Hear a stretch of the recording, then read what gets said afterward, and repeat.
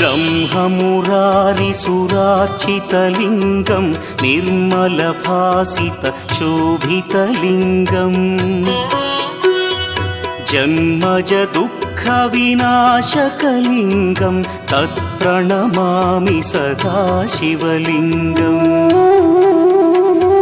देवमुनिप्रवरार्चितलिङ्गं कामदहन करुणाकरलिङ्गम् रावणदर्पविनाशकलिङ्गं तत्प्रणमामि सदा शिवलिङ्गम्